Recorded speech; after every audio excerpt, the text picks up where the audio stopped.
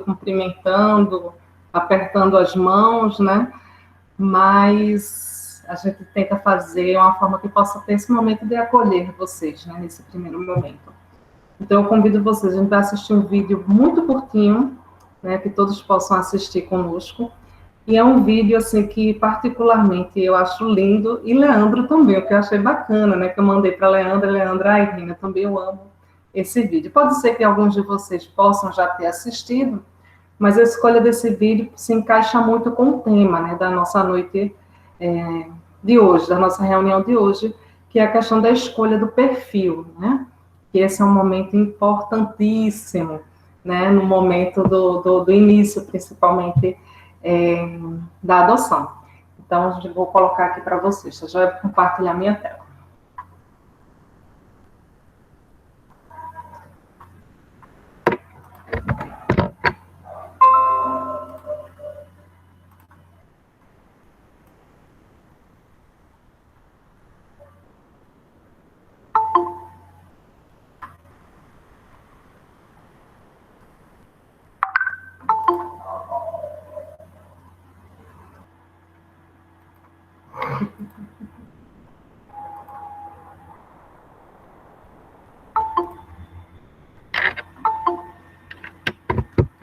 E aí, ficou bacana para vocês?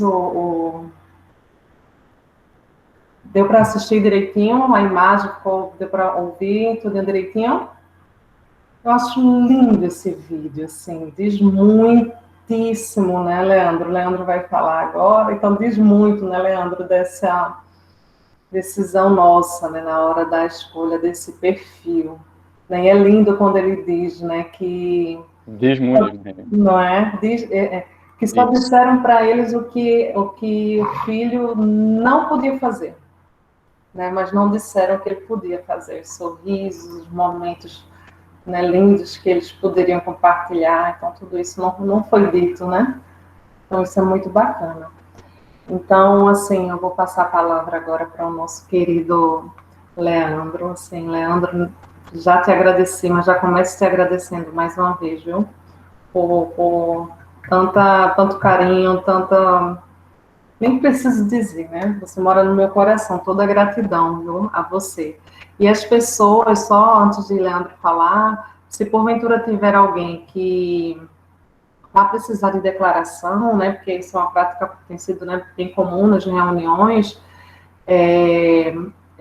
irei colocar no chat logo mais, eu avisarei para vocês o link de presença de todos, e nesse formulário vai ter uma perguntinha assim, se vai precisar, se deseja receber a declaração, né, porque existem aqueles que estão em processo e precisarão apresentar, né. Aí, se sim, vocês assinalam que sim, se não, assinala que não. Aí, aqueles que disserem que sim, as declarações serão enviadas para o e-mail que vocês colocarão no iniciozinho do formulário. Então, é importante que todas as informações que vocês colocarem, tá certo? Sejam bem direitinho, o nome, porque a gente teve uma dificuldade, Leandro, na primeira que pessoas colocaram só um nome e um sobrenome, e para a declaração tem que ir o nome completinho, né? Tá certo? Boa noite mais uma vez. Estou aqui quietinha, agora é hora de eu aprender também. Bom, gente, boa noite. Tá me ouvindo bem? Tá me ouvindo bem, Reni? Estou sim, tá ótimo. Tá? Tá certo. Então vamos lá, né? Primeiro, quero agradecer ao convite. O Gaad Moreno, ele é um xodó meu, né? Reni sabe disso. A gente tem uma história aí juntos, e faz dele meu xodó, né? A gente diz que é o mais novinho dos Gaás, mas é um Gaá que cresceu muito em tão pouco tempo, e isso a gente tira o chapéu, né, para o trabalho que vem sendo feito. De cara, assim, quando o Reni me chamou, eu aceitei porque, e principalmente pelo tema, eu acho que é um tema importantíssimo da gente estar discutindo, da gente estar falando hoje, e falando sempre, na verdade, né, porque o perfil, ele envolve muitas questões,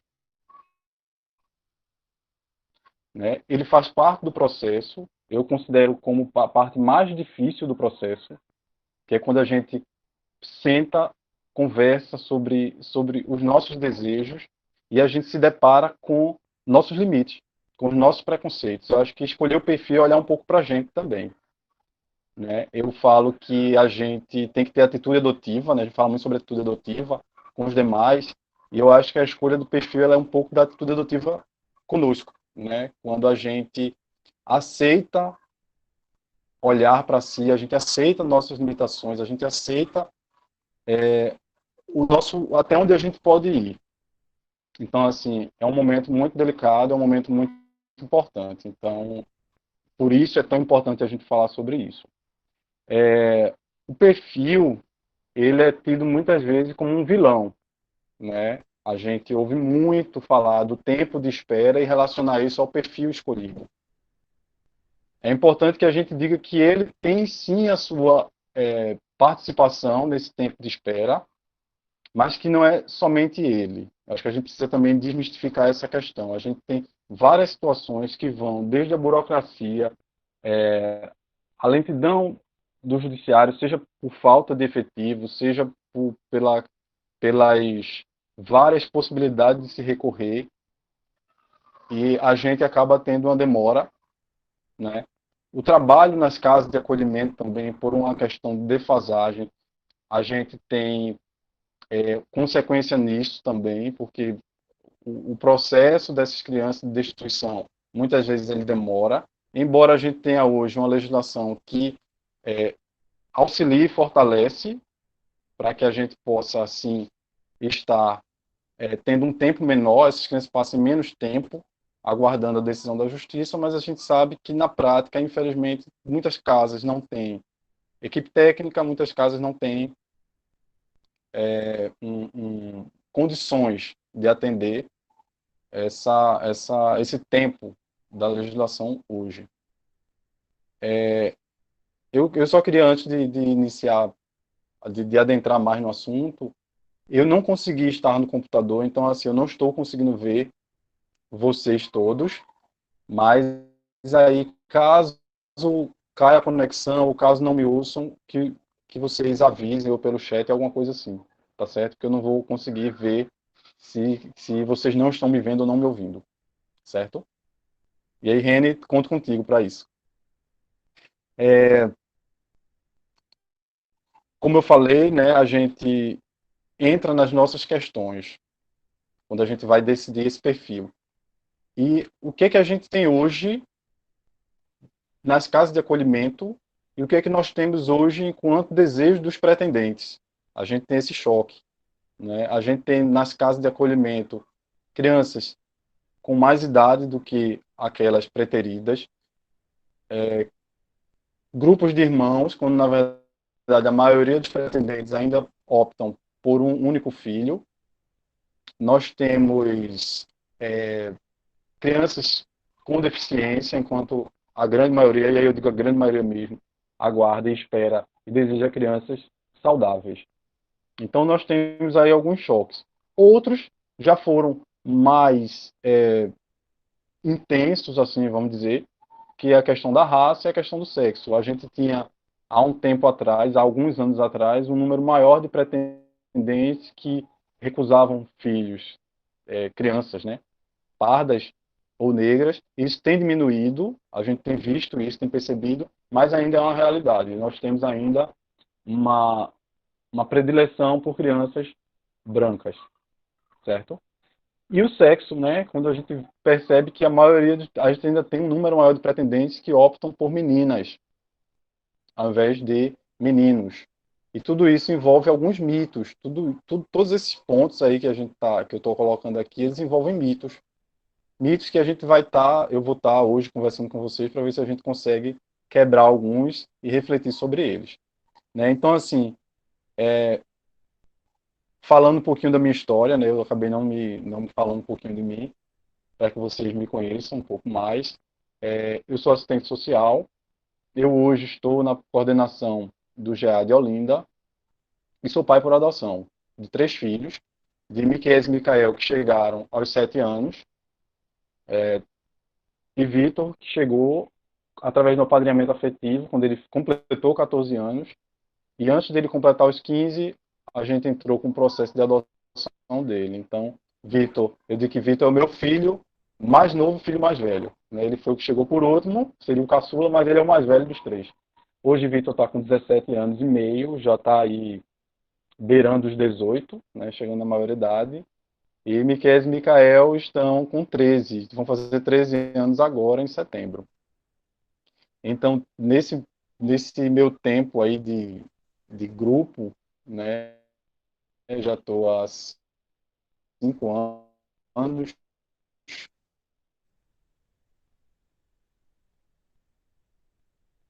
no GA de Olinda.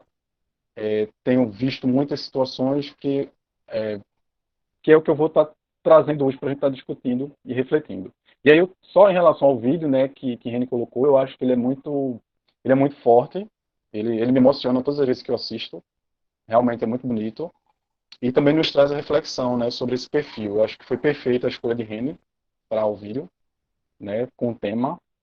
E aí eu concordo com o que o pai falou, né, de todos esses meus papéis aí que eu falei, eu acho que o mais importante deles, o que me dá mais alegria é justamente ser pai. Eu digo que minha adoção, ela envolve, eu sou de um casal homoafetivo, então adoção por família homoafetiva, grupo de irmãos, família solidária, adoção tardia e também adoção interracial, já que Júlio tem a pele clara, né? E nós todos aqui, tirando ele, somos negros. Então, eu não estou dizendo isso porque minha adoção, eu conheço de tudo, não é nada disso, mas é para dizer que tudo isso que eu coloquei é possível sim. Né? A gente tem muito receio quando a gente vai definir esse perfil, e eu acho que muitos desses receios eu encarei, mas não foram impeditivos e não são, certo? Então, assim, eu queria trazer por pontos, né? Eu queria trazer um pouquinho de cada um desses elementos da escolha do perfil, né? O sexo que a gente escolhe, a idade, enfim, todas essas questões eu queria destrinchar de uma por uma aqui com vocês.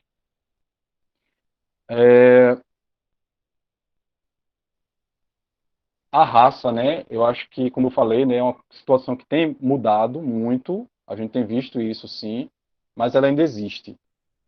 E eu me pergunto muito o que é que impede um casal de ter um filho negro, ou também de um casal branco de ter um filho negro, ou de um casal negro de também ter um filho branco. Eu acho que a gente, infelizmente, a gente se prende somente à questão do casal branco do filho negro. Mas existem sim casais negros e famílias negras que optam por não aceitarem crianças brancas. E aí eu acho que isso é o que a gente também precisa refletir. Né? A gente não pode olhar só de um lado, a gente tem que olhar as duas situações. Então, eu acredito que isso tenha muito da necessidade desse filho ter semelhanças físicas com a família. E se essa é a questão, eu acho que quem está nessa condição precisa se perguntar o porquê dessa necessidade desse filho ter essa semelhança. Por quê? É para que as pessoas não identifiquem que esse filho é adotado? É para que as pessoas na rua olhem e acreditem que aquilo ali é uma família formada pela biologia? Né? Então, assim, eu acho que vale a reflexão, vale o questionamento.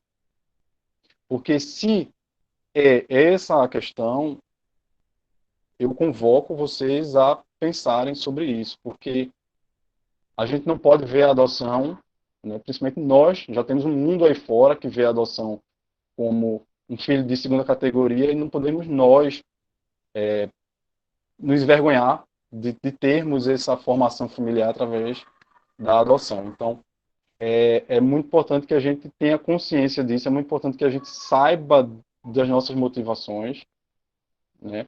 E é muito importante que a gente entenda que a gente não deve se envergonhar desse tipo de situação. Nossos filhos são adotados sim, a gente não precisa chegar em qualquer lugar e sair dizendo, né? Eu chegar num consultório, olha, meu filho não precisa disso. Mas também posso me envergonhar quando isso for, quando surgir a situação. né? Eu muitas vezes vou aos lugares por coincidência do destino, se é que existe destino. Meus filhos são muito parecidos comigo. Então, assim, eu estou muito acostumado a chegar nos lugares e as pessoas dizerem que meus filhos são minha cara. E aí eu não preciso dizer, mas eles são adotados. Não tem necessidade disso, né? Mas não houve essa opção de raça. A gente deixou em aberto. Mas por coincidência mesmo, eles são realmente parecidos comigo. Então, assim, eu não sei se as pessoas que estão fazendo essa opção, elas estão com esse desejo, né, de encontrarem filhos parecidos. Eu estou dizendo isso porque eu ouvi muitos relatos mesmo de pessoas que dizem que querem filhos que pareçam com ele, né, que pareçam com a família, que tem esses traços da família. E aí cabe a gente pensar e refletir sobre por que essa necessidade, não é? É que nem o filho biológico é garantido que se pareça com os pais, né? A outra questão é o sexo, né? Como eu falei no início, existe ainda uma preferência por crianças do sexo feminino. E eu acho que isso envolve um mito de que a menina ela vai ser mais companheira, ela vai ser mais tranquila, ela vai ficar mais em casa e ela vai dar menos trabalho. Quando na verdade isso é totalmente. Eu não tenho filha, né? Mas eu tenho sobrinhas, conheço muitas pessoas que têm, muitos de vocês aqui, Reni mesmo, que eu sei que tem uma filha, e isso não tem nada de comprovação, de sentido, né? Lógico, isso tem a ver com a questão cultural, né? Há muitos anos atrás, a menina era realmente condicionada a ter esse comportamento de ficar mais em casa, não sair. Então, aquelas pessoas, principalmente aquelas pessoas que optam pela adoção por uma questão de querer companhia, elas geralmente tendem a escolher meninas, né? Então, assim, quem colocou menina aqui, quem está escolhendo menina porque acha que vai ser mais tranquilo, que vai dar menos trabalho, pode desfazer isso, pode mudar o perfil, isso não vai acontecer, né? Meninas não trabalham, os meninos não trabalham, trabalhos diferentes em muitas situações, mas todos não trabalham porque, como a doutora Suzana sempre diz, Suzana Schettini, todo filho dá trabalho, né? Se a gente não quer ter trabalho, a gente não deve querer ter filhos. Então, eu acho que a questão do sexo, que a gente vê muito presente, é justamente por essa razão, né? Pelo menos é o que a gente tem discutido, tem pensado. E aí, eu falando desse perfil, da maioria preferir por meninas, ter a preferência de meninas, a gente tem justamente o contrário nas casas de acolhimento. A gente tem um número maior de meninos, né? E como eu tinha falado também antes da raça, a gente tem uma preferência por crianças pardas, brancas, e a gente tem um número muito grande de crianças negras. Então, assim, volta àquilo que eu falei no início. Lógico, existem vários fatores que interferem nesse tempo de espera. O perfil é um deles, né? Quando eu tenho um número maior, uma demanda maior por crianças de tal perfil, e eu tenho um número maior delas, um número maior justamente contrário ao que se espera, lógico que eu vou ter aí uma dificuldade, não é? É, eu queria falar também com vocês a respeito das adoções que hoje são chamadas adoções necessárias. Eu, particularmente, Leandro, não gosto desse termo. Embora ele esteja sendo usado e ele tem sido usado com frequência, mas eu não gosto porque eu acho que todas as adoções são necessárias. Não existem adoções não necessárias. Então, se eu não tenho adoções não necessárias, eu não tenho adoções que eu posso chamar de necessárias. Mas hoje, quando a gente fala de adoções necessárias, a gente está falando daqueles grupos que são os menos, dentre os menos procurados, ainda que são menos ainda, né? Que são aqueles que têm mais dificuldade de encontrar uma família, que são os grupos de irmãos, as crianças com mais idade e as crianças com deficiência. Então, pensando, e para isso, para essas adoções chamadas de necessárias, a gente tem a busca ativa como uma ferramenta. O que é a busca ativa? A busca ativa é quando a vara ou o próprio tribunal criam ferramentas para que a gente faça o movimento contrário. Ao invés de eu procurar, no sistema, não é, no SNA, a criança está lá, a relação das crianças, e aí eu tenho a vinculação àqueles pretendentes que se colocaram disponíveis para aquele perfil. Quando eu não tenho no município, eu não tenho no estado, ou eu não tenho, muitas vezes no próprio país inteiro, pretendentes para aquelas crianças, eu faço o caminho contrário. Eu vou em busca dos pais e digo, olha, e aí isso aconteceu comigo, né, em relação a Miqueias e Micael. Eles tinham 7 anos e meio na época, e naquela época, há 5 anos atrás, para vocês verem como as coisas evoluíram e como a gente tem conseguido dar passos em relação à adoção, naquela época não existia pretendentes para dois irmãos com 7 anos e meio. Hoje a gente teria muitos pretendentes, né? Mas naquela época não tinha nenhum. E não era nenhum somente no município de Olinda. A gente não tinha ninguém no estado, a gente não tinha ninguém no Brasil que aceitassem dois irmãos com 7 anos e meio. Então a vara entrou, o nosso perfil era 6 anos e meio, a vara entrou em contato, a vara de Olinda, e falou deles. E aí nós fomos conhecê-los, né, e estão conosco já há 5 anos e meio. Então, isso é busca ativa, né? Eu tenho um perfil onde eu não encontro pretendentes, então eu vou atrás desses pretendentes e falo das crianças que eu tenho. E isso é algo que tem funcionado muito bem. Para vocês também terem ideia, a gente teve agora há pouco um workshop sobre busca ativa, né? E eu fiquei impressionado com também é algo que evoluiu muito, né? Pessoas de grupos de apoio à adoção responderam ou foram chamados a responder judicialmente por fazerem busca ativa. E eu lembro que quando aconteceu isso conosco, há 5 anos atrás, era algo que era feito meio que assim, sabe, na surdina, porque não era aceitável fazer, né? E muitas crianças, infelizmente, perderam seu timing por conta disso, por conta desses receios. A gente aqui em Pernambuco tem um trabalho que é reconhecido em todo o país, né? E a gente teve, através do Tribunal de Justiça, crianças e adolescentes que foram, e hoje vocês que estão nos grupos, né, de Telegram, de WhatsApp, vocês veem de vez em quando a busca de algumas crianças, mostrar o rosto dessas crianças passou a ser essencial. Eu lembro que quando começou as buscas ativas, a Olinda me mandava, ou quando eu pedia para a gente fazer alguma campanha de Natal, de presentear, vinham as siglas das crianças, né? Era José Paulo, vinha JP, não podia divulgar o nome. E essas crianças, elas não cometeram nenhum crime. Na verdade, elas são vítimas, né, de todo o processo e eram tratadas dessa forma, prejudicando o seu próprio o encontro, né, com a família.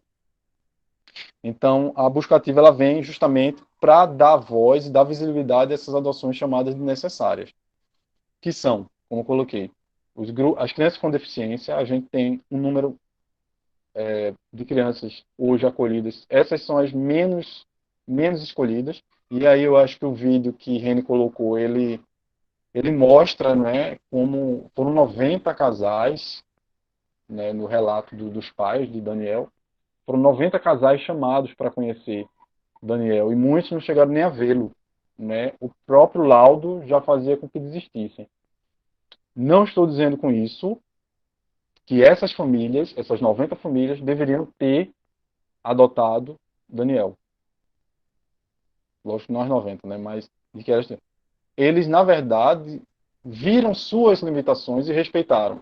Porque é muito pior se a adoção acontecer sem que a pessoa esteja preparada para aquela realidade, para aquela demanda, e ela venha a desistir depois, né?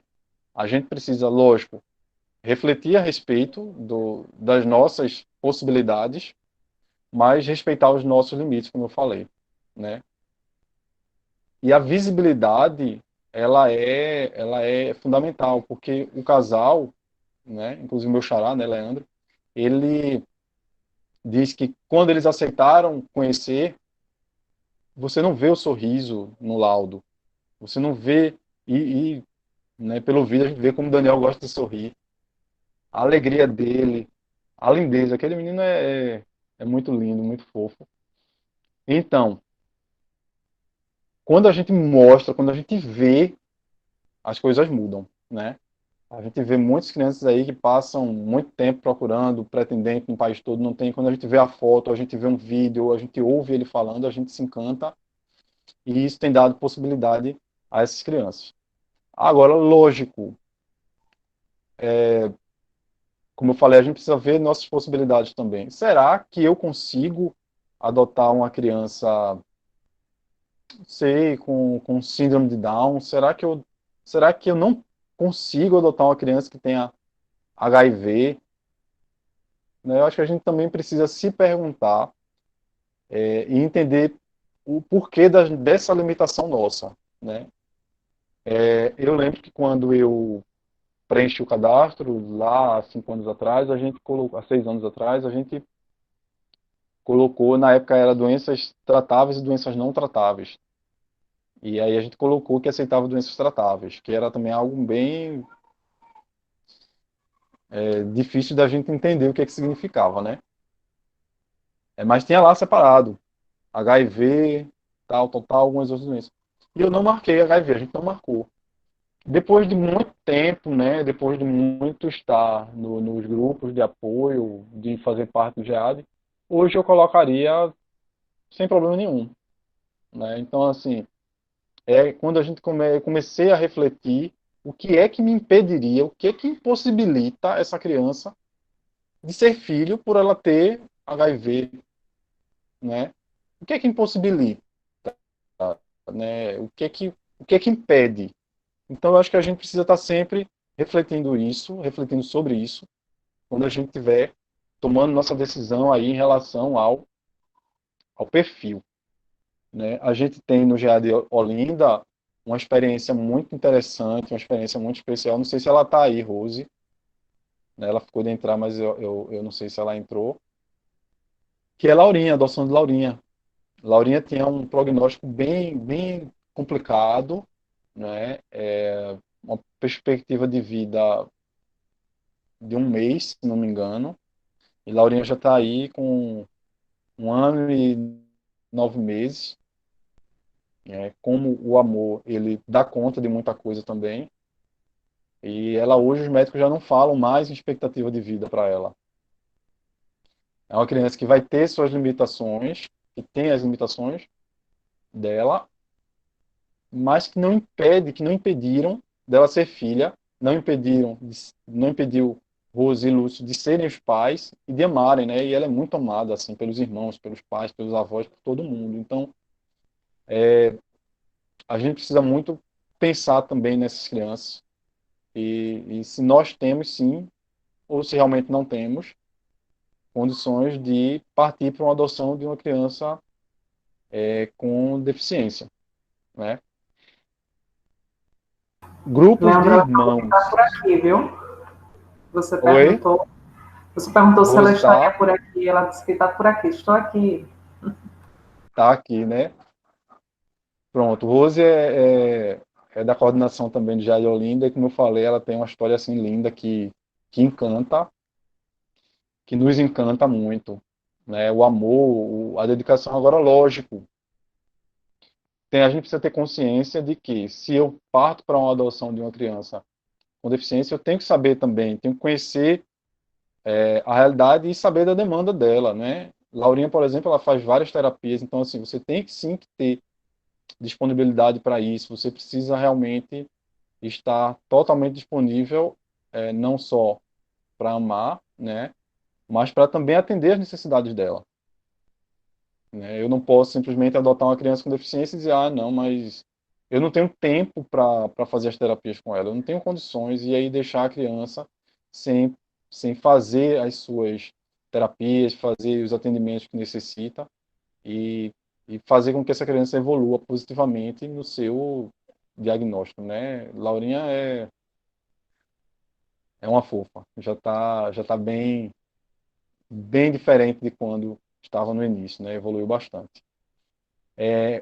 Outro ponto também dessas adoções chamadas necessárias são os grupos de irmãos, né? É outra realidade que nós temos também. Quando a maioria dos pretendentes optam por uma criança só, nós temos crianças com irmãos, né? A gente tem, quando uma criança ela é retirada dessa família, seja pelo conselho tutelar, ou seja, enfim, é muito improvável que dentro dessa família, com três, quatro filhos, uma seja levada à casa de acolhimento, que sofre maus tratos, e as outras fiquem. Isso é muito difícil de acontecer. Eu não vou dizer que é impossível, porque isso aconteceu com meus filhos. Mas isso é muito difícil de acontecer. Então, quando a justiça decide por tirar e destituir essa criança do poder familiar, tirar o poder familiar dessa família, ela vai levar todas as crianças que estão. Então, nós temos grupos de irmãos com três, quatro, cinco, seis irmãos. Então, assim, é, eu acho que é muito difícil, né? A gente vê isso na prática, a dificuldade que é de encontrar família para grupos grandes de irmãos, né? Quem é hoje que tem condições de adotar seis irmãos? Isso é muito complicado, né? Financeiramente e também para você dar conta das demandas desses filhos. Então, para isso, também encontrou-se uma solução que hoje é algo mais aberto, que é a família solidária, né? Hoje, inclusive, muitas varas, como Recife, por exemplo, eles, no próprio cadastro, quando você vai preencher o cadastro, eles já perguntam se você aceita ou não ser uma família solidária. E ali você já pode fazer essa opção. Isso facilita para eles, quando encontrarem grupos de irmãos que precisam ser separados, eles já têm dentro do cadastro aquelas famílias que aceitam. Eu sou família solidária, né? Porque Miquel e Micael, eles têm uma irmã mais velha que eles estavam com 7 anos e meio, ela ia fazer 9 anos. E na época, e aí volto a dizer, né, como as coisas têm mudado, porque naquela época, há 5 anos atrás, não era muito aceito também a separação. Hoje ainda existe uma resistência, mas é bem menor, da separação dos irmãos.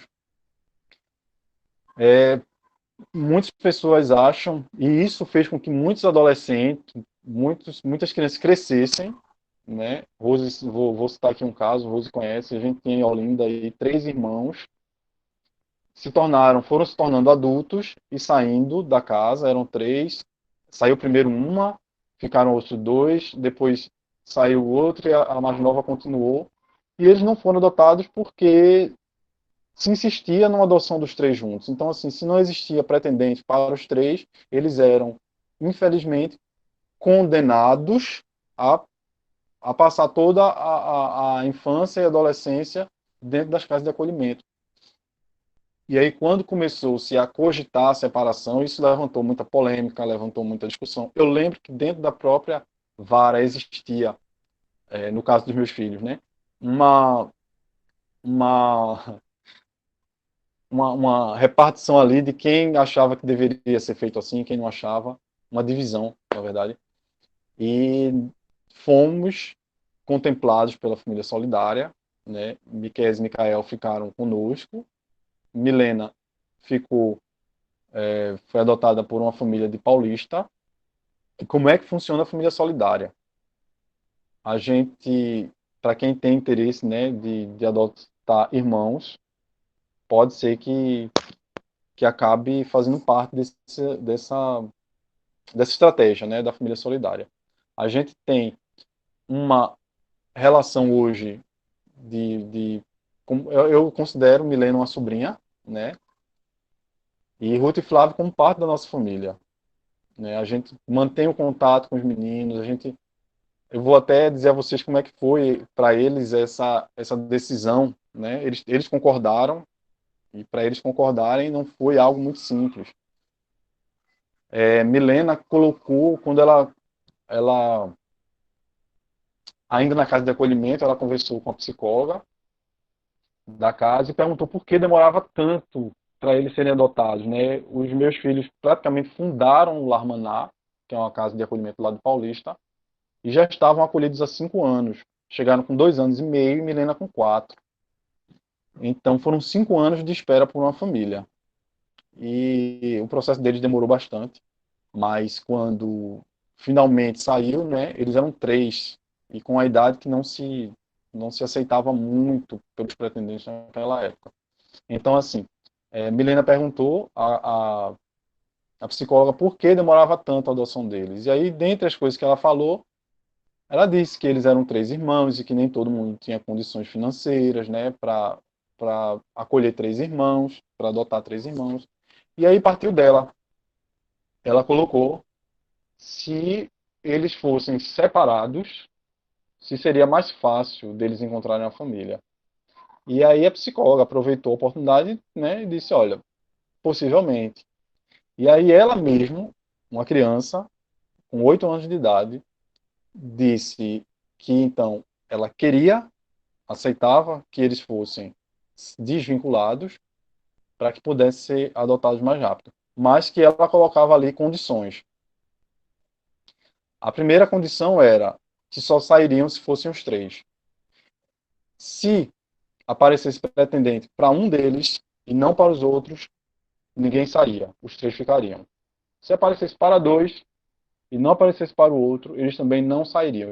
A condição dela era, só sairiam se fossem os 3. E a outra condição que ela colocou, uma menina de 8 anos, era de que eles mantivessem o contato. Então, isso, ela depois chamou Miquel e Micael, conversou com eles também sobre isso, né? Eles acabaram, Micael resistiu um pouco, mas acabaram aceitando. E, e assim foi feito, né? Os meninos são gêmeos, foi feita a busca para os dois, e Milena é a busca separada. Aí foi assim que a gente conseguiu que todos eles estivessem em família. Então, a separação dos irmãos é algo, sim, doloroso, mas eu vejo como algo necessário em muitos casos, né? Eu não vou dizer que isso para eles não foi um sofrimento, foi sim. Era um momento de alegria porque eles estavam indo para a casa deles com a família, mas eles estavam indo, deixando uma parte da família deles, né, distante. Então eu sei que isso para eles foi doloroso, eles falavam muito sobre isso no início, mas eu entendo que foi necessário, porque senão estariam até hoje os 3 lá acolhidos, né, vivendo a mesma situação que eu falei para vocês agora há pouco, né, saindo de um por um e se separando de todo jeito, né, porque quando um completa 18 ele sai. Então assim, a separação acontece de qualquer forma, né, e é muito mais saudável que eles estejam em família e que se vejam. Os meninos estão sempre se vendo, Milena dorme aqui, os meninos dormem lá, e eles estão sempre em contato. Então, eu sou super a favor da família solidária e acho que é algo que vocês também, enquanto pretendentes, enquanto escolha de perfil, precisam considerar, certo? É algo que, das experiências que eu conheço, foram positivas, né? Eu conheço uma história que não foi muito positiva, mas, no geral, eu acredito que seja assim. É, ainda falando sobre as adoções necessárias.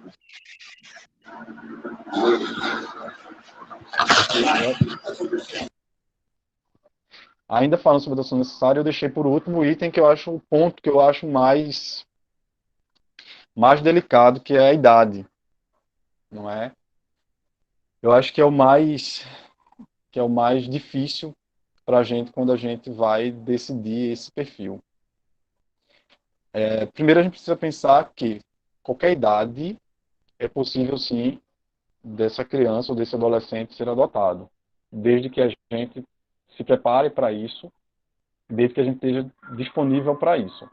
Cada idade vai trazer sua demanda, suas questões específicas, e desde um bebê, que para quem está aguardando um bebê, né, se preparar e passar a noite sem dormir, para passar horas e horas acalentando o bebê, é um desgaste físico muito grande, né? Minha irmã teve bebê faz um mês e eu estou vendo como ela está desgastada, né? Lógico, muito feliz, mas desgastada. Então, assim, quem vai adotar, quem optou por crianças pequenas, precisa ter essa consciência, né?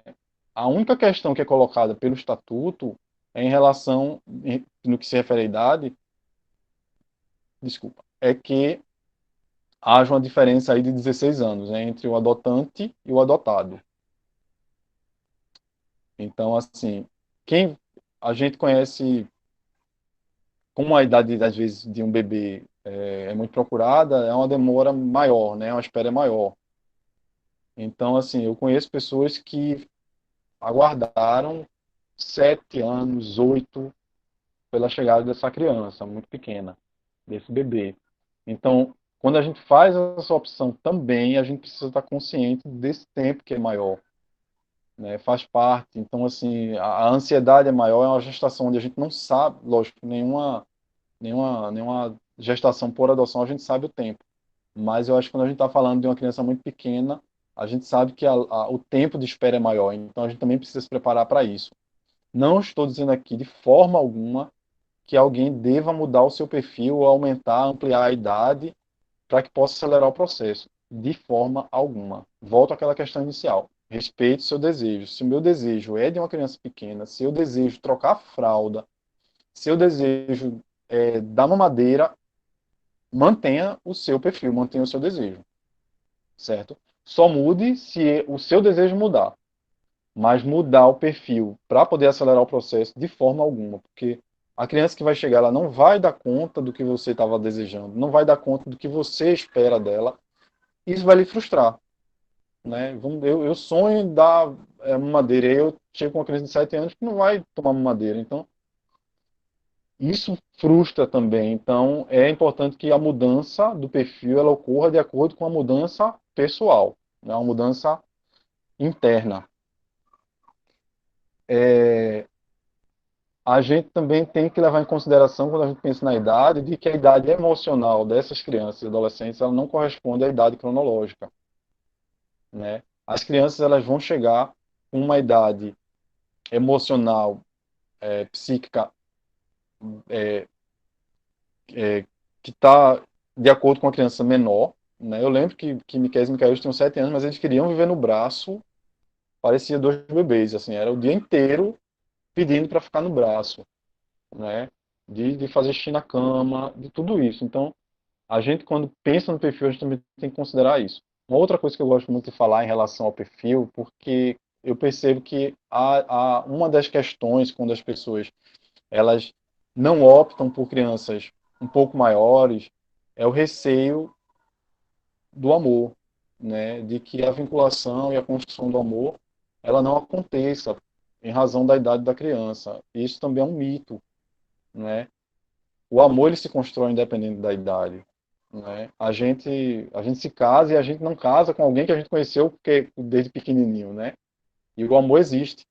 Então, o amor ele independe da idade, certo? Outro ponto também que eu acho que é muito colocado é essa questão de querer viver os momentos, né? Ah, não, mas eu queria. E isso era uma coisa minha também, viu?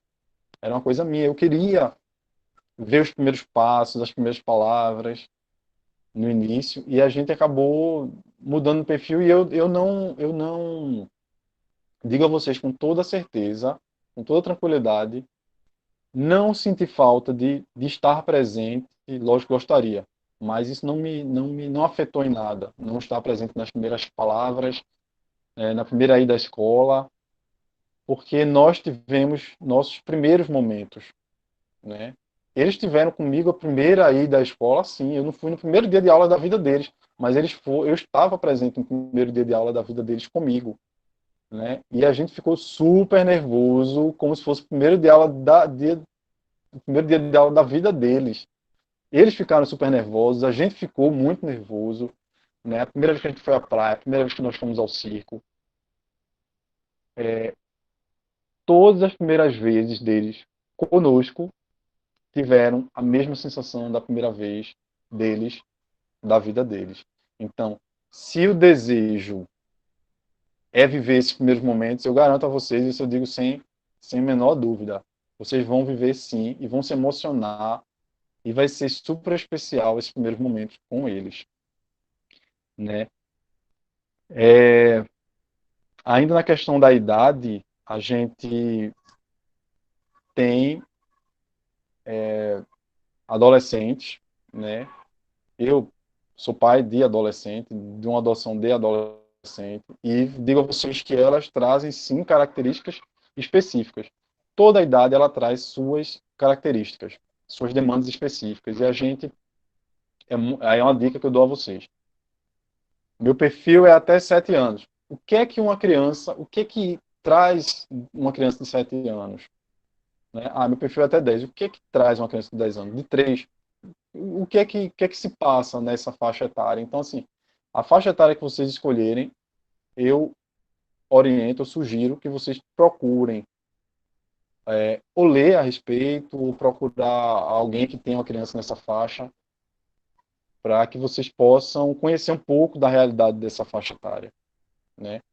O adolescente, ele traz, eu coloco que ele traz, a gente tem uma especificidade, eu acho, com o adolescente, né? Porque é uma idade onde, naturalmente, esse filho, adolescente, ele está se afastando da família, né? É aquela vergonha de estar com a família, de sair com a família e começar a se aproximar mais dos grupos de amigos, né? Os grupos que a gente chama de grupos de iguais. E quando você adota um adolescente, você faz um movimento contrário, né? Você precisa criar uma vinculação, estar com ele, ele precisa estar com essa família, justamente no momento onde ele estaria se afastando. Então, assim, é meio. A gente entra num conflito que eu acho que é um conflito mais psicológico.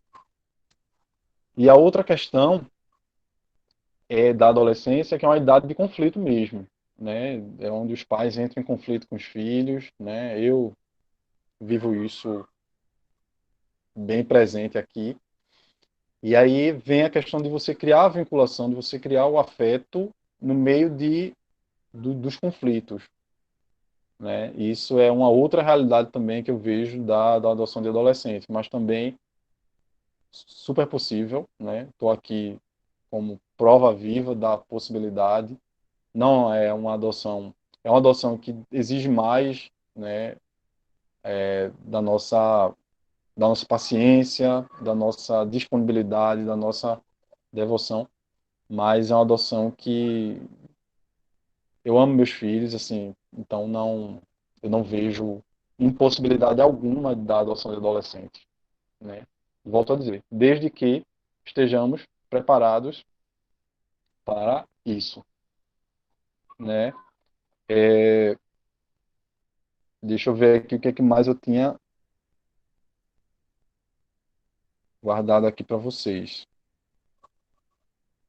Bom, gente, eu acho que assim, no geral, o que eu queria estar trazendo para vocês era isso, né? Eu não sei do tempo, né? Eu sei que tem um tempo agora para perguntas, mas aí eu queria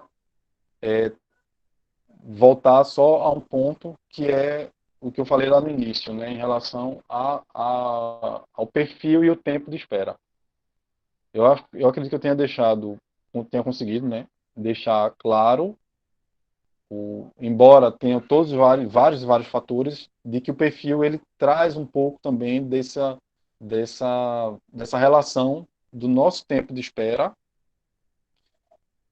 com a escolha do perfil, né? A gente volto a dizer, às vezes os grupos de apoio eles são acusados, né? Eu já ouvi muito isso, de que a gente quer que vocês mudem o perfil, e vocês fazem de tudo, vocês trabalham para que a gente mude o perfil, né? A gente não faz isso de jeito nenhum, a gente não está aqui para decidir o perfil de ninguém, cada pessoa vai decidir o seu perfil de acordo com a sua realidade, com a sua necessidade e com as suas possibilidades e seus limites. Não cabe a grupo de apoio nenhum dizer qual perfil você vai escolher para o seu filho, né? Nosso trabalho é mostrar o que é possível dentro da possibilidade de cada um. Então, eu acho que todas as adoções são possíveis, né? Seja grupo de irmãos, seja adolescentes, sejam crianças pequenas, crianças maiores, crianças com deficiência, crianças negras, crianças brancas, todas as crianças e adolescentes precisam de uma família E nós estamos aqui porque nós queremos, desejamos nossos filhos. Então, basta a gente pensar que filho é esse que a gente está aguardando. É uma outra coisa que eu acho interessante também de colocar é em relação a alguns desejos nossos, né? Eu lembro que Suzana faz alguns trabalhos com pretendentes e geralmente quando é colocado tipo uma dinâmica de grupo, o que é que se espera desses filhos? Eu acho que a gente já fez isso também uma vez lá no Diário de Olinda.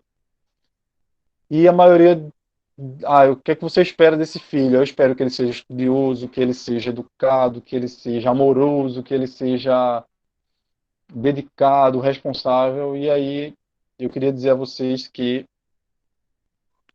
seja biológico, ou seja, pela via da adoção, as expectativas são nossas, né?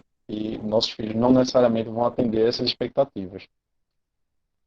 Quando eu penso em escolaridade, por exemplo, a maioria das crianças que estão acolhidas, elas têm uma escolaridade defasada. Elas têm atraso escolar e elas não receberam estímulo para o aprendizado. Então, eu vou ter, e é quem vai adotar uma criança com um pouco mais de idade, precisa também estar preparado para isso, né? A essa defasagem, a essa não possibilidade dessa criança atender a essa expectativa. Então, estejamos muito cientes de que essas crianças vão trazer essa demanda, que a questão também do lado afetivo, não é? Que muita gente aguarda que a criança ela chegue em casa, ela seja muito disponível, né? As pessoas têm essa ideia, ela passou tantos anos na casa de acolhimento aguardando uma família, essa família chegou, lógico que ela vai vir e vai se jogar e vai se entregar, e não necessariamente é assim, né? Ela precisa do tempo dela. Ela, na verdade, está passando por um momento muito feliz porque ela está encontrando nessa família, mas ela está passando por um momento também muito triste. Eu acho que eu vejo isso muito claramente, essa dicotomia, porque ela está deixando para trás a vida dela naquela casa de acolhimento, onde estão os amigos dela, onde estão os tios que ela criou laços afetivos, aqueles tios, aqueles cuidadores, aquela equipe que cuidou dela, com quem ela tem, sim, por quem ela tem, sim, amor. Então ela vem para essa família nova, mas ela está deixando para trás também muita coisa, né? Ela está indo para uma casa onde ela não conhece as pessoas. Às vezes eu fico imaginando como deve ser para essas crianças, né? Imagine você, se imaginem, né? E é esse exercício mesmo que eu estou pedindo para vocês fazerem agora, se imaginarem de chegar alguém agora e dizer assim, olha, vem, tu vai morar agora do outro lado da cidade, com pessoas que você viu uma vez ou duas, né? E você agora vai ser filho. São eles que vão cuidar de vocês, são eles que vão. E aí você não sabe que casa é essa, você não sabe nada que é que está te esperando do outro lado. Você tem uma relação lá atrás sofrida, dolorosa com os seus genitores, né? O que que você tem de referência aí de pai e mãe não é geralmente positivo. E aí você diz assim, olha, esse aqui é teu pai e tua mãe nova. Que referência é essa que você tem de pai e mãe, né? Então, assim, você vai de olhos vendados para uma casa onde você não conhece ninguém, onde você não sabe o que é que te aguarda lá. E muitas vezes eu vejo pessoas desistirem da adoção porque achou que a criança não não se entregou, ou achou que ela isso com 2, 3 dias ela está muito resistente. Eu já vi, e aí eu sempre falo isso. Acho que quem já me viu fazendo alguma apresentação já deve ter ouvido, porque eu acho que esse, de todos os casos que eu já ouvi foi o que mais me chocou, né, de uma família que desistiu da criança porque o cachorro não gostou da criança. O cachorro da família não gostou da criança, então a família não pensou duas vezes, levou. Eu acho até bom que tenha devolvido, que tenha levado, também não gosto desse termo devolvido, né, que tenha levado de volta à casa de acolhimento, porque se essa criança tivesse permanecido, ela jamais ocuparia lugar de filho nessa família, né? Porque é uma criança que volta para casa de acolhimento porque o cachorro da família não gostou, essa criança nunca foi e nunca seria filho desse casal, né? Ou famílias que quando outro caso também, esse foi em Olinda, da família da criança que chegou E o irmão, que era o filho biológico, se incomodou porque ele estava mexendo nas coisas dele, né? Então, assim, a família achou que teria muita dificuldade, muita complicação e levou a criança de volta com 2 dias, passou só o final de semana. Então, assim, muito bom também que essa criança tenha voltado, né? Essa criança foi adotada logo em seguida, era uma criança pequena, tinha 5 anos, 4, 5 anos. Então, assim, que lugar essa criança ia ocupar nessa família, né? Que lugar essa criança ia ter nessa família onde existiria o filho biológico, que para essa família era o filho de fato, e ele, que seria um filho de segunda categoria, né? Que seria o filho que veio pela adoção. Então, estou colocando tudo isso porque tudo isso são coisas que a gente precisa refletir. Quando a gente decide o perfil, a gente tem que realmente ser fiel ao nosso desejo para que essa criança ela realmente possa ser nosso filho, né? Para que ela realmente possa ocupar o lugar de filho nessa família. Porque senão ela vai ser, como a gente ouvia muito, né? Um filho de criação, né? É alguém que está sendo criado, mas que ele não é filho. Então, eu acho que nessa discussão de perfil cabe toda essa reflexão, porque se a gente não realmente atender ao que nós desejamos, volto a dizer, esse filho não vai ser filho nessa família. E eu acho que eu encerro aqui a minha fala e se houverem perguntas, se não houver, eu falo mais um pouquinho. Tem perguntas sim, viu, Leandro? Tem algumas perguntas bem bacanas aqui. Ana está por aqui, Ana estava só, só anotando. E eu também História tenho uma coisa para perguntar. tem várias perguntas. Boa noite a todos. Que Leandro, bom. eu vou fazer algumas Boa noite. perguntas que o pessoal aqui fizeram aqui no chat e também, entre as perguntas, eu vou deixar um recadinho que deixaram aqui também para você, tá? Entre eles, já tem até um apelo aqui para você. Oi? Mas eu vou começar com uma pergunta bem interessante, que vai falar sobre uma questão voltada para o preconceito, tá? Uma das pessoas, elas se perguntaram, fizeram uma pergunta assim, as crianças LGBT sofrem preconceito na hora da adoção? Sofrem sim. E aí eu acabei, olha, para vocês verem como é um grupo que acaba sendo esquecido, eu acabei não colocando eles na minha fala também, né? E aí é uma falha minha. Sofrem preconceito sim. É um grupo assim, eu soube de um caso não faz muito tempo de um adolescente, eu acho que foi um adolescente, não foi nem um adolescente, foi uma criança, que ela foi levada de volta para a casa do acolhimento e a justificativa é que ele era um menino porque ele tinha traços muito femininos, trejeitos muito femininos.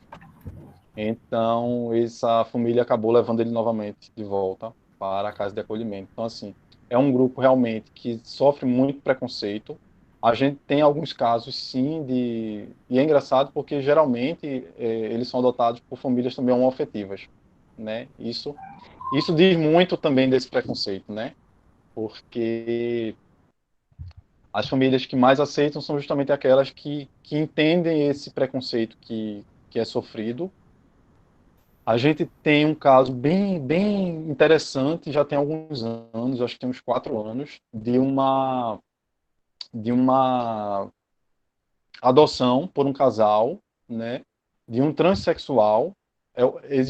Tem o pai nessa família e tem a mulher, que é uma mulher trans, e que já tinham adotado um filho e adotaram uma menina aqui em Jaboatão, que era uma, eu não lembro bem a idade dela, acho que 12 anos, que era uma menina que também era um menino, né, que se via menina, se percebia menina.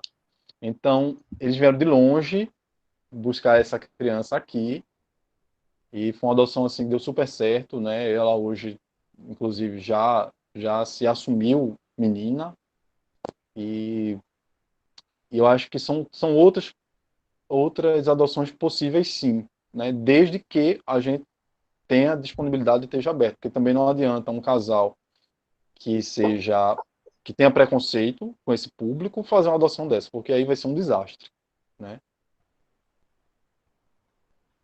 Oh, tem outras perguntas aqui, essas são mais voltadas à questão do processo de habilitação. No caso do Certo. CNH, CNA. É, uma das nossas ouvintes, ela perguntou, se nós estivermos no CNA e surgir um adolescente e quisermos adotar na busca ativa, como é que ocorre? Certo. Se já estiver habilitado, aí é super, super simples, né? Geralmente a busca ativa, ela é divulgada pelo Tribunal de Justiça, através da SEJA, que são essas fotos que a gente vê, esses videozinhos, inclusive no próprio site da SEJA, você tem lá, né, todas essas crianças e adolescentes que estão disponíveis. Então, se você se interessou por algum deles, é só você mandar um e-mail para a SEJA, dizer que se interessou por aquela criança, aquele adolescente, e você vai precisar fazer uma alteração no seu perfil. E aí, se essa alteração ela for uma alteração significativa, por exemplo, o meu perfil é até 7, e de repente eu resolvi agora adotar um adolescente de 14. Provavelmente a equipe vai fazer mais uma entrevista, vai fazer uma avaliação por conta da mudança do perfil, né? Para entender, na verdade, essa mudança do perfil, saber se você realmente, se é um desejo, porque eu estou dizendo isso, porque muitas pessoas mudam o perfil justamente para que possam adotar com mais rapidez. Então a equipe precisa realmente entender se esse perfil, essa mudança é algo trabalhado, você realmente deseja esse filho de 17, de 14 anos. E a alteração acontece, é uma coisa rápida. Eu lembro que eu fiz isso, cheguei a fazer isso, né? Fiz lá uma solicitação a próprio punho, e aí a equipe faz a alteração no sistema. Mas enquanto isso, né, a SEJA, junto com a vara, ela já pode, inclusive, disponibilizar a guarda. É simples. Pronto. Existe outra pergunta aqui voltada para o Cadastro Nacional de Adoção. A pessoa ela pergunta assim, no CNA, pode modificar o perfil antes da habilitação? Pode, pode. Você pode modificar o seu perfil a qualquer tempo, inclusive após a habilitação, né? Certo. Após habilitado, você também pode fazer essa mudança. É só você entrar em contato com a vara, pedir a alteração, e aí eu volto a dizer, né? Se for uma mudança, meu perfil é 6 anos, eu estou mudando para 8, não precisa de uma avaliação, né? Mas se for uma mudança brusca, se for uma mudança grande, aí realmente a equipe vai fazer uma avaliação em relação a isso. Mas a mudança pode acontecer tanto antes como após a habilitação. Certo. Entre as perguntas, tem alguns comentários também bastante interessantes. Certo. Tereza Mello, ela diz assim, boa noite, parabéns, Leandro, pela sua sinceridade. Às vezes parece um pouco romantizada esse longuíssimo tempo de espera, que na verdade é sobretudo devido à falta de estrutura e efetivação das políticas públicas. Ela pontua isso. A nossa coordenadora do GAR Moreno, ela diz assim, voltado para a questão do grupo de irmãos, quando você citou. Minha família também faz parte de um grupo de irmãos, minha filha faz parte de um grupo de irmãos. Entramos em acordo e hoje eles continuam mantendo contato. 3 famílias unidas em nome do amor dos nossos filhos. Isso. Kátia Exatamente. Lina, ela diz assim, aqui em casa, eu achei essa bem interessante, ela disse, aqui em casa, para a nossa rotina, uma criança maior seria muito mais nosso perfil. Mas Bruno insiste em até 2 anos. Manda um recado para ele, Leandro. Com isso estamos,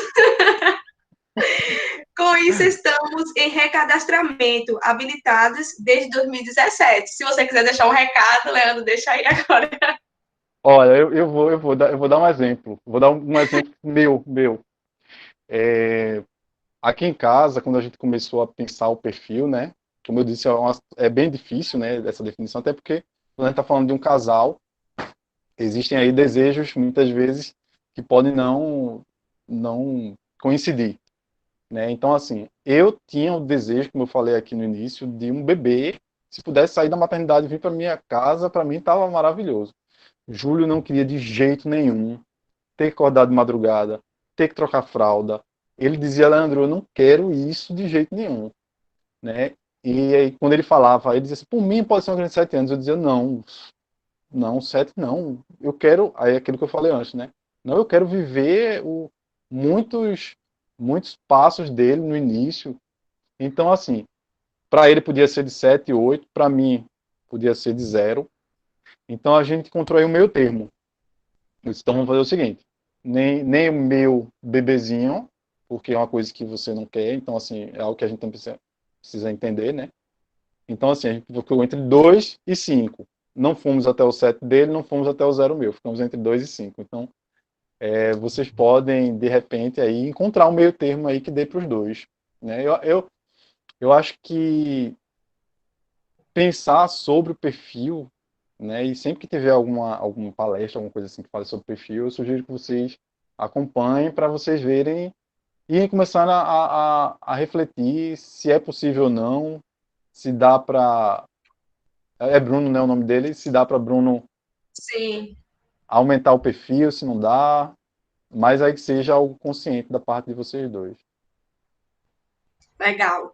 Leandro, tem mais dois comentários aqui falando sobre a questão do perfil, e depois para a gente voltar para essa pergunta. Gisele Certo. Cunha, ela diz assim, meu perfil é de uma idade maior, porque não me vejo no sonho da troca de fralda, nem na mamadeira. Eu vejo o momento de sentar e ensinar a tarefa de casa. Uma outra pessoa Deixa, eu chamada queria só... Como é o nome dela, Ana? Esse comentário. Gisele Cunha. Gisele, É, parabéns pela sinceridade. Eu percebo que às vezes as pessoas se constrangem, né? De dizer assim, eu não quero trocar fralda, eu não quero acordar de madrugada, porque a gente tem um mito, né, de que se você ama, você vai se disponibilizar para isso. Não que quando a gente já esteja com nosso filho e a gente, obviamente, a gente ame, que não é um amor que chegou em casa eu já amo, é um amor que se constrói. A gente é um amor condicional e eu faço realmente tudo, né? Se eu precisar passar 10 dias, passei a hora 5 sem dormir no hospital com meu filho, fico com o maior prazer.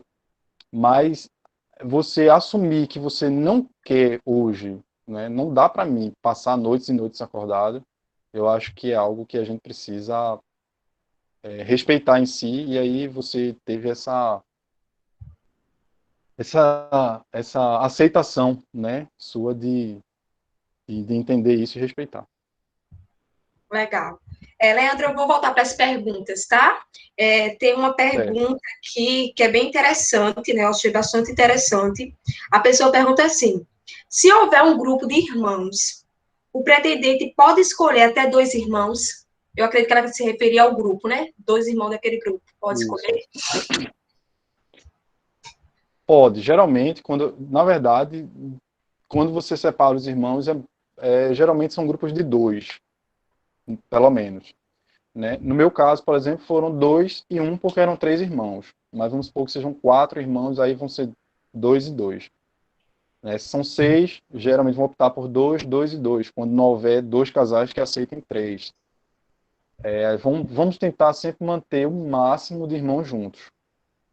Né? Então, assim, é muito difícil de você ter um grupo de 4 irmãos e dividir 2, 1 e 1. Até porque a gente tem pretendente para 2. Então, você vai sim, pode sim optar por 2. O que eu vejo muito, e aí isso é uma coisa que me entristece, é quando a gente vê grupos de irmãos, idades. A gente tem um grupo aqui de 3, com 3 anos, irmãos com 3 anos, com 5, com 10 e com 12. Aí aparece um monte de pretendentes assim, eu aceito os de 3 e de 5, né? E aí nunca aparece para os maiores. Então, a decisão de como vai ser essa divisão fica para a equipe. Pode ser que, isso acontece muito, o mais velho com o mais novo, né? E a adoção acontece dessa forma. Não necessariamente os dois mais novos juntos e os dois mais velhos. Lógico que aí a equipe vai avaliar várias situações, inclusive a afinidade dos irmãos. E outra coisa que eu vejo muito são pretendentes que têm um perfil, vamos supor, meu perfil é até 5 anos, mas eu aceito um irmão com 10. Então, assim, é algo que a gente precisa, que nos leva à reflexão, né? Eu quero o de 5, mas eu aceito o de 10 para ser mais rápido, né? E aí, que lugar esse de 10 vai ocupar dentro da minha família, né? Ele vai ocupar o mesmo lugar do de 5, já que ele veio por tabela. E outro, ainda lembro de muitos casos de adoções assim. Ah, eu adoto de 5, mas aceito o de 10. E venho, passa um tempo, eu levo novamente o de 10 e fico com o de 5. Então, assim, a gente tem que ter muito cuidado com isso. Acabei fugindo um pouquinho da resposta, da pergunta, mas, assim, geralmente, sim, se o seu perfil seja para um ou para dois, porque aí, se o seu perfil for para um, mas você se interessar, assim, por alguma criança de algum grupo de irmãos que esteja na busca ativa, você pode também fazer essa mudança. A mudança não precisa ser só em relação à idade, mas pode ser também ao número de filhos. Tem uma pergunta aqui que diz assim: quantas vezes pode modificar o perfil? Existe essa quantidade, essa limitação? Não existe. Não existe. Ok. A gente só precisa, como eu disse antes, né, saber ter consciência da mudança, do porquê está acontecendo essa mudança, né? Porque eu acho que se você fosse 7, 8 vezes na vara mudar o perfil, a equipe vai, dependendo do que for a mudança do seu perfil, a equipe vai talvez precisar de uma nova entrevista, uma avaliação. Mas não existe limite, nem existe impeditivo. Pedro, que está aqui também, ele deixou um recadinho assim: é importante a distinção que você fez, Leandro, entre a idade cronológica e a idade emocional. Cada criança e adolescente tem um histórico que poderá influenciar o fator etário. Sobre isso, Reni Clay também cita alguma coisa sobre isso. Ela diz assim: é importante essa fala, saber o que é natural ao comportamento de cada faixa etária. Às vezes, uma birra, uma indisciplina simplesmente ocorre porque fez parte daquele momento e não porque foram adotados. Foi bastante relevante esses comentários feitos pelos nossos colegas. Muito bom. Leandro, tem uma pergunta aqui, eu diria que é a última pergunta, a penúltima, diz assim: por que há uma resistência de adoção de adolescentes? Por que há essa resistência? Olha, existem alguns pontos que eu coloquei, né, em relação, por exemplo, à crença de que esse filho, por ser adolescente, você não vai conseguir criar uma relação afetiva com ele, e porque você não vai conseguir criar essa relação afetiva com ele, você não vai conseguir amá-lo, porque você não estava com ele desde pequenininho.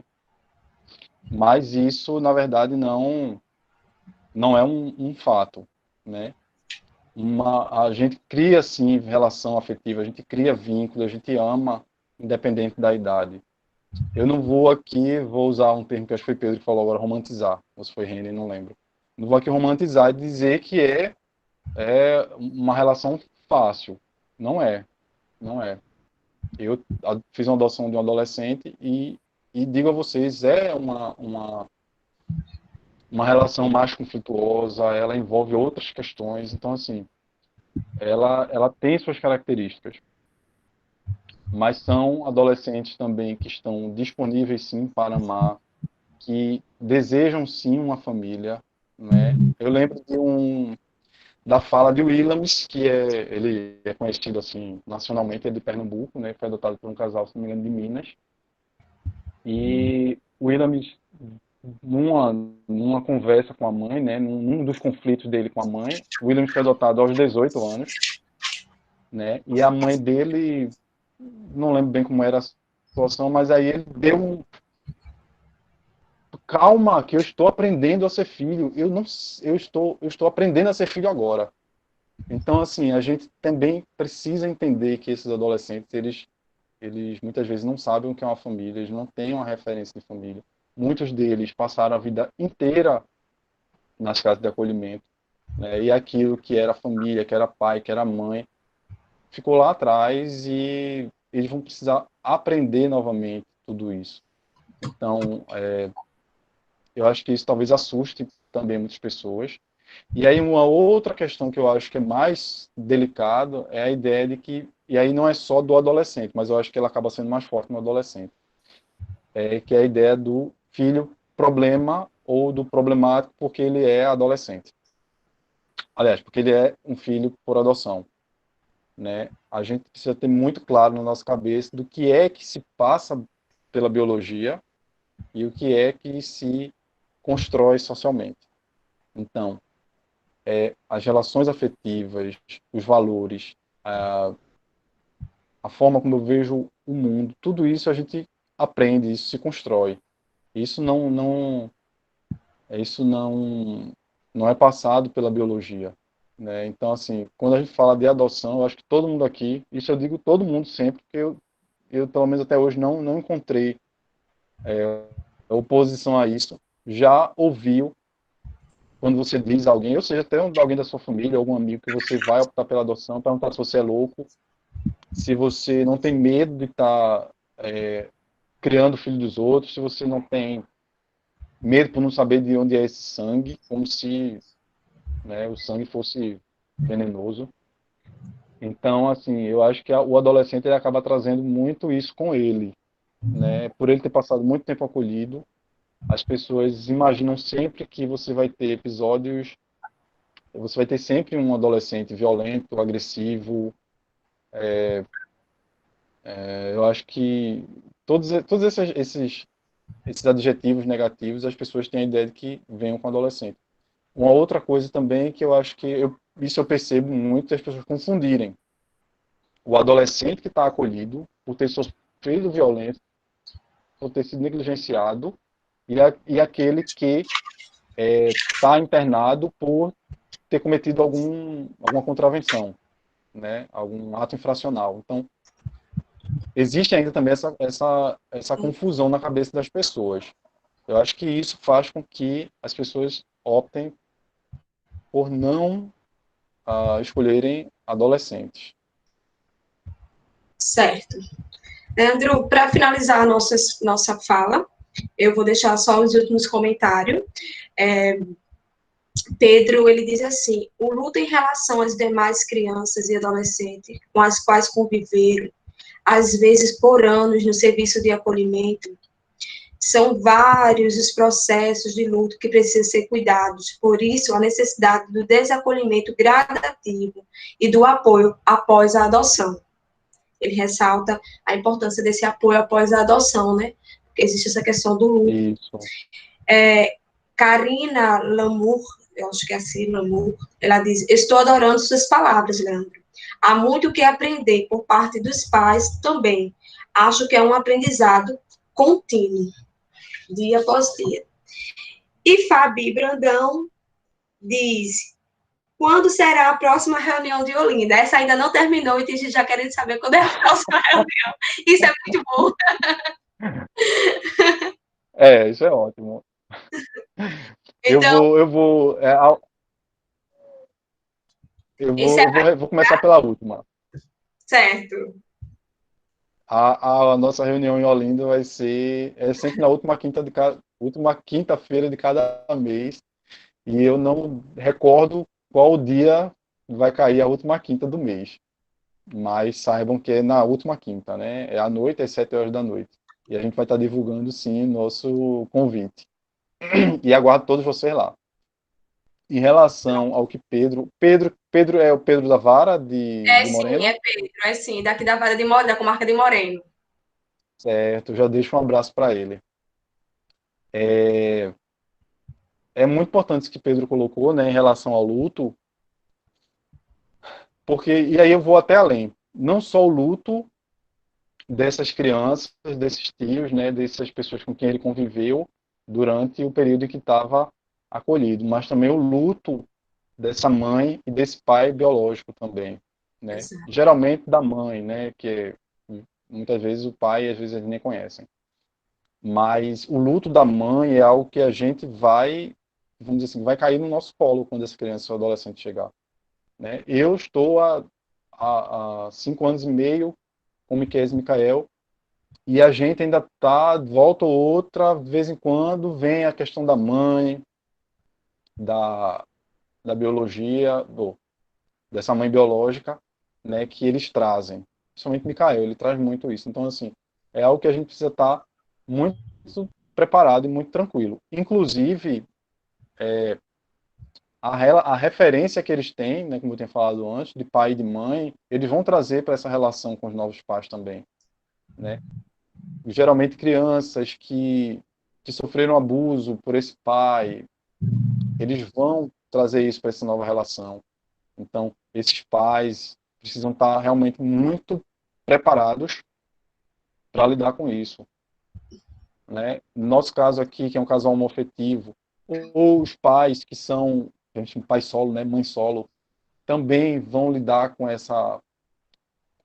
com esse questionamento, essa questão deles de não terem uma mãe ou um pai. Aqui era muito, porque eu não tenho uma mãe, eu queria uma mãe, né? E a gente teve que ir trabalhando isso, teve que lidar com isso.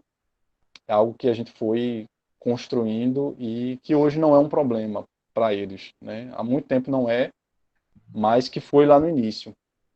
Então, esses casais que são casais homoafetivos ou quem vai estar adotando sozinho, precisa também estar preparado para isso, né? Para esses questionamentos, para que eles possam aprender a lidar com essa ausência, porque da mesma forma que a gente, quando a gente vai preencher o nosso perfil, foi bom porque eu me lembrei disso. A gente preenche nosso perfil, a gente diz, né? Como é que a gente quer a criança, eu quero uma criança de até 5 anos, que seja assim, que seja um menino, que seja uma menina, tal. Mas essa criança do outro lado, ela não tem essa opção de escolher esses pais, né? Eles não escolhem esses pais.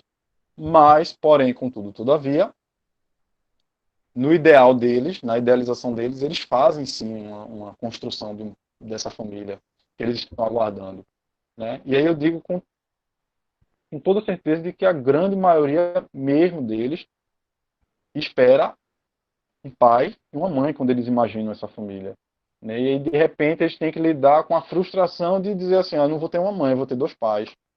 Não, eu não vou ter um pai, eu só vou ter uma mãe. Então, isso também é outra questão que precisa ser muito pensada e quem vai estar nessa condição se preparar para lidar com isso também.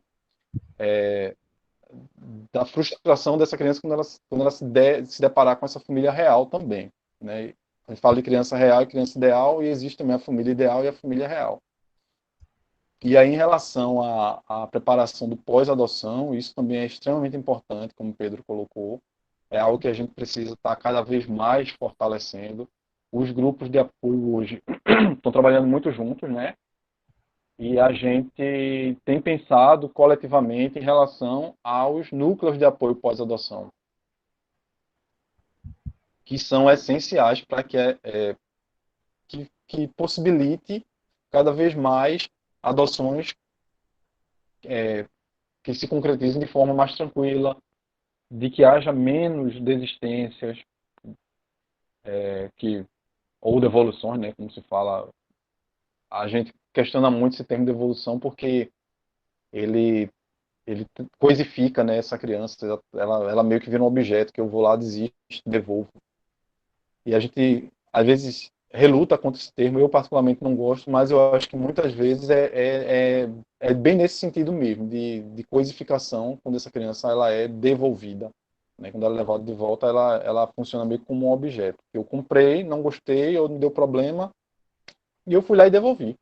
Vou trocar, vou levar de volta e quero um sem defeito para levar para casa. Então, assim, o NAPA, que é o Núcleo de Apoio Pós-Adoção, ele está sendo já implementado pelo GED Recife, pelo GED Paulista. A gente ainda está estudando essa implementação também e está sendo estudado aí a nível estadual que a gente possa estar fazendo e dando esse suporte a essas famílias que estão realizando suas adoções. Certo, Leandro. Leandro, Pedro, ele manda de volta um abraço para você, tá? E uma das nossas ouvintes, ela disse que a última quinta-feira desse mês será dia 27, tá? Então, dia 27, Pronto, então, dia reunião, 27. viu? Leandro, eu quero dar um aviso aos pessoal que estão nos ouvindo. A gente teve um problema no nosso formulário, mas já se resolveu, tá? Então, vocês podem ir lá no link que já foi deixado aí no nosso chat, e vocês vão lá e podem preencher o formulário. É bastante importante que vocês preencham esse formulário, porque isso nos dá um feedback interessante sobre as nossas reuniões. Então, antes que vocês saiam, vocês vão lá e preenchem para a gente. E para que vocês tenham um tempo aí para preencher, eu vou fazer uma última pergunta, Leandro, para a gente fechar esse momento de hoje, tá bom? Leandro, essa pergunta, ela diz assim: o fato de não haver muita visibilidade das crianças e adolescentes, isso pode ser por si só, pode se tornar por si só mais difícil a questão da adoção dessas crianças? Pode, eu considero que sim. Né? Aí, como eu tinha falado, a gente vivenciou muita resistência, porque assim, o Estatuto da Criança e Adolescente, ele fala que a imagem da criança deve ser preservada, né? Ela não deve ser exposta. E durante muito tempo essas crianças ficaram invisíveis, né? Elas eram acolhidas, ficavam lá aguardando uma decisão da justiça, e passavam-se anos e anos, e se não houvesse ninguém no perfil, no cadastro para elas, não era feita buscativa, não era feita a separação dos irmãos, e isso acarretou num número imenso de adolescentes acolhidos, né? Durante muitos anos. A gente chegou em Olinda a ter um número absurdo de adolescentes acolhidos, aí só levando em consideração que nem sempre a criança também é acolhida bebê, né? Ela pode ser acolhida em qualquer idade, e a maioria não é acolhida bebê.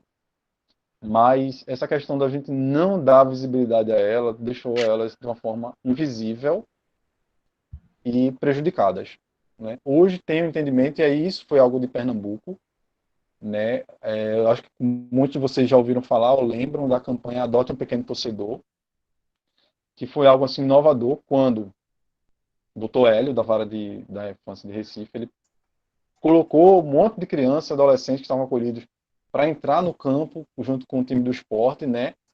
E mostrarem o rosto. E isso foi extremamente criticado em muitos estados, né? E a gente teve um resultado extremamente positivo, porque dali muitos adolescentes foram adotados ou apadrinhados, né? Como foi o caso de Williams, que foi adotado já fazendo 18 anos, eu já nem imaginava que seria mais adotado, né? Com aquela idade.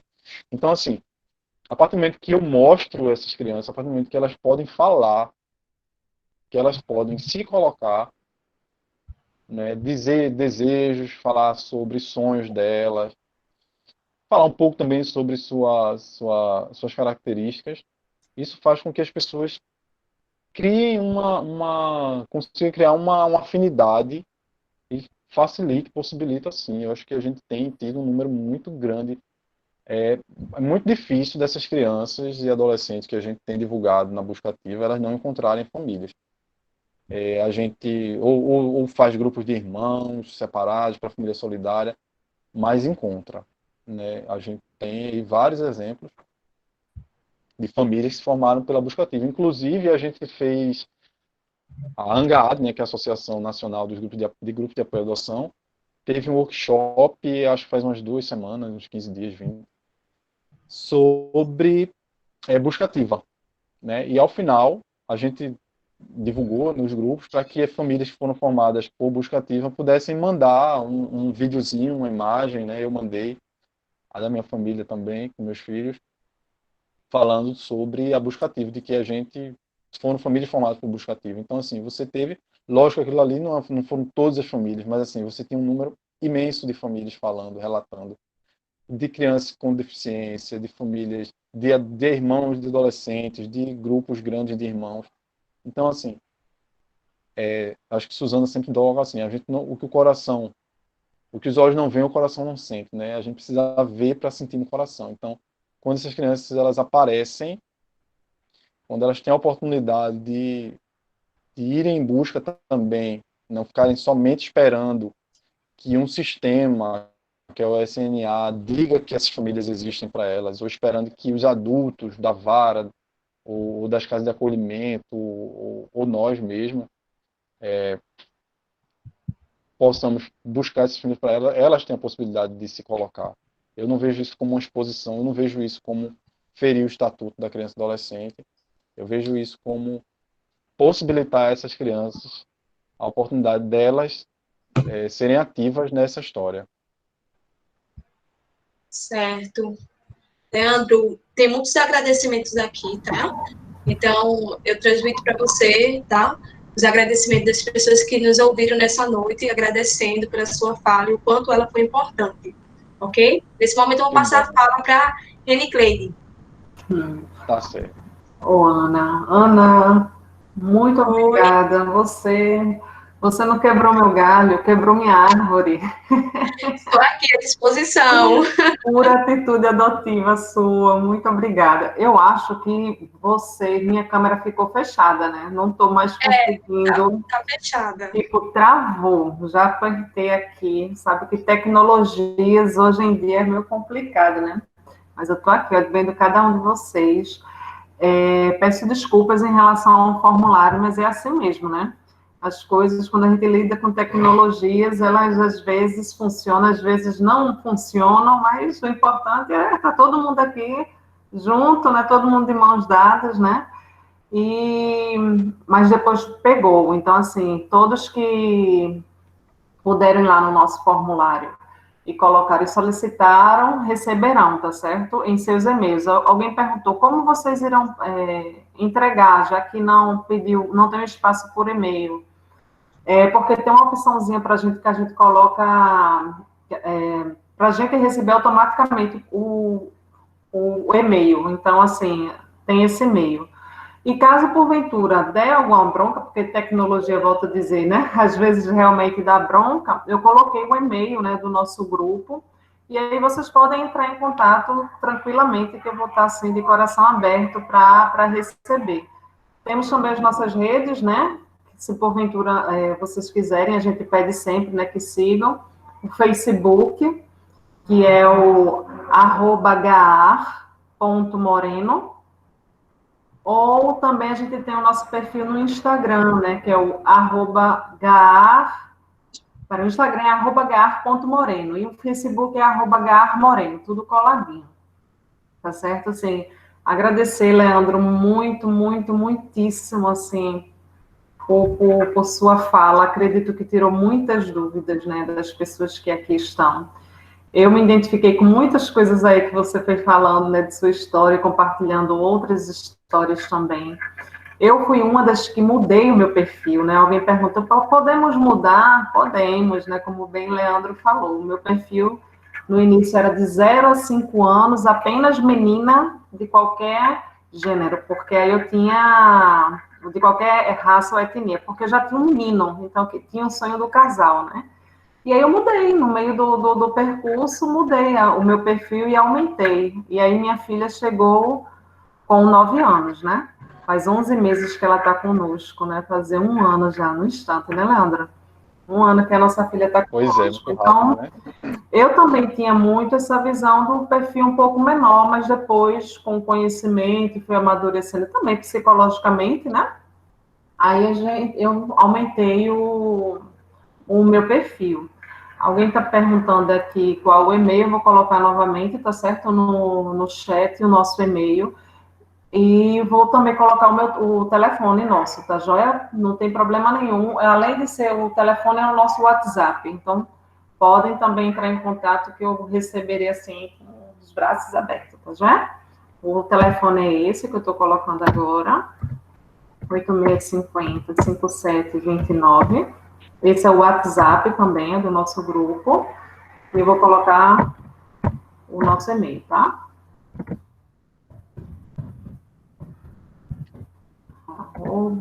Grupo Recomeçar Moreno, @gmail. Foi. Tá joia? Podem entrar em contato e todos receberão, aqueles que solicitaram. Leandro, minha gratidão, viu? Sinto assim abraçado, de verdade. Obrigado. E assim, nem sei como te agradecer. Muito obrigada. E agradecer também as pessoas que aqui estiveram, né, conosco. Muito obrigada mesmo. Eu aguardo vocês na nossa próxima reunião, que eu já vou deixar aqui. A nossa próxima reunião será no dia 19 de setembro. O tema vai ser do filho ideal ao filho real, a realidade das crianças e adolescentes aptas à adoção. e vai ser com a nossa amiga, Leandro, Tatiana Valério, né, que é a fundadora do... Vai ser, Ela é maravilhosa também. Vocês todos são... vai ser maravilhoso, então. Tatiana vai falar, Tatiana é fundadora do GEADIP, né? É doutora em psicologia cognitiva e também ela é mãe por adoção. Então, no dia 19 de setembro, aguardo vocês novamente. Lógico que a gente vai divulgando, né? Mais para frente a arte, tudinho. E só gratidão, viu, Leandro? Eu quero também agradecer, Reni, mais uma vez pela oportunidade, pelo convite.